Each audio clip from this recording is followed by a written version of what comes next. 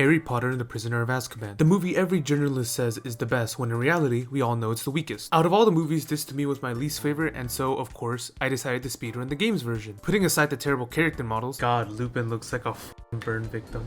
I cannot understate just how infuriating this speedrun actually is. No! Oh, whatever, I saved myself from dying. So we start off the speedrun with an unskippable cutscene where Garfield chases away Jerry, forcing the game to go and look for him. Already we have our first skip of the run. Setting our material quality to high spawns this little box in the corner that we can use to jump over a cutscene trigger. Then as we go forward, we're introduced to a new mechanic on the way. What the game wants us to do is hold down left click to perform a group spell. However, if you turn your mouse away and back, you can basically cast into whatever is behind the barrier. With that out of the way, the rest of the train section plays as normal. Next, we're thrown into the Carplay Retractum challenge. And already we're at one of the hardest parts of the speedrun. If you cast, then throw yourself off the ledge, you can perform what is known as a Tarzan swing. This tech can either be pure luck or pure skill, but for my case it's pure luck. I'm not admitting I'm bad at this.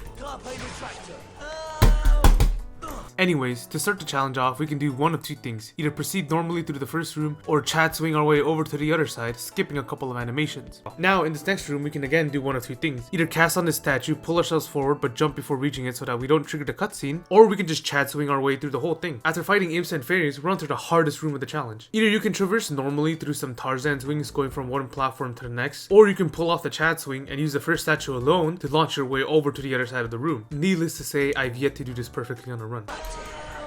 Oh, come on. After knocking some fire crabs into the bottomless pit, we're on to our next Tarzan swing of the game. After knocking these two fire crabs, you want to immediately get to swinging because you'll be on a cycle where you can land on the pillar like normal and then perform the next swing to progress to the next room. Oh my. Thank God I saved the game there. Thank God I saved. In this next room, you want to knock over the fire crabs and jump off so that this door closes, giving you an opportunity to perform the next swing. You can either choose to do the chat swing where you bounce off the wall landing on the pillar right above you, or go for the soy swing where you normally land in this little room. Some more fire crabs, another simple Tarzan swing where you just pull and cancel halfway through and then shoot again to reach this platform. Some more imps, and we're on to the last part of the challenge. Here we're going to want to pull down these two levers, and right after pulling the second, jump down and land on the first platform and jump as it's going up to keep the momentum to reach the next. I'm gonna burn.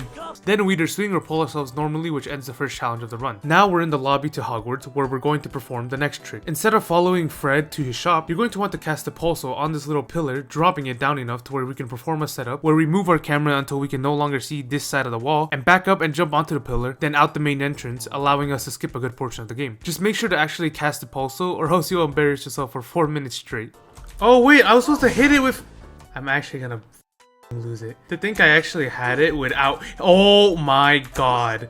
Oh my... After progressing through the game pretty normally, we're on to the next challenge, the Draconophores and Labifores challenge. The first skip of the game has you perform a wall cast through this wall to turn into the rabbit before the door is fully open. Then in the next room, we just want to spam jump onto this little bush from the right until we climb up it and can jump onto the button. Here we can either choose to cast on the dragon and go through the room normally, or we can skip the room by performing a lag jump. If you run up, jump, hit escape, and hold down the print screen button on your keyboard until you hear the music stop, you'll be able to perform a much longer jump that allows you to skip this section of the game. Here we're going to want to stay on this platform as we perform the next part so that we can easily get to the next room as soon as possible. Then after completing the bunny section, we're going to want to set up ourselves where we can cast at the dragon statue, but also jump onto this little bench before we fully transform, allowing us to perform the next little skip of the game. After beating little enemies, we're on to the last part of the challenge. We're going to want to jump up onto this ledge, then onto this little part of the door frame, then onto the door itself, and finally on top of the leaf wall, allowing us to finish the challenge as soon as possible. After progressing through the game normally, we move on to the library. Here we can either cast, get up on this ledge, and cast on this next statue to swing our way into a cutscene trigger, or chat swing our way into that trigger with the first one. Then after pulling down this lever, we transfer over to Hermione, who we can wall cast to transform into this dragon and proceed to the next part of the game. Now we're on to the Glaciers challenge, which only has one real skip. In this section, after defeating the pixies, we're going to skip the cutscene and watch as this fence goes down. The moment it hits the bottom of the floor, we're going to jump and land on this bridge, where we can then use the momentum from going up to skip a good portion of the challenge. After that, the rest of the challenge plays out as normal. The next couple of sections also play out as normal, with no real major time saves to be found. After some cutscenes, we're on to the final part of the run, each of the game's finals. For Ron's final, we're going to have to progress normally until we get to this ledge, where if we jump off from this corner and cast on that same statue, we can get a nice little jump all the way up to the next section, where we perform another swing yet again. We can either do that or pull off a chat swing, which is so hard that I don't even know how to explain it. Then we're on to this little room, where again, we want to cast the pulsar on the switch to open the door, and then perform 2 more swings, or 1 chat swing to finish up the final. Now onto Hermione's final. Here we're going to want to use the rabbit to open up the Spongify tile, which we can also use with the rabbit and then open up the next. We're going to want to stand on the left edge of the tile, then bounce up to land on this fence. Then after performing some parkour, we're on to the next part. There is no skip here, you just have to play through this little obstacle course as the dragon with the worst hitbox known to man, and that'll end Hermione's final. Now we're on to Harry's final. There's a skip in the beginning room where we can perform a lag jump to fall into the void, and by walking forward, skipping the whole sliding section. Other than that, we just have to progress through the final normally. After a little cutscene, you want to exit out of this achievement screen, and that'll be the end of the speedrun. And that's about it.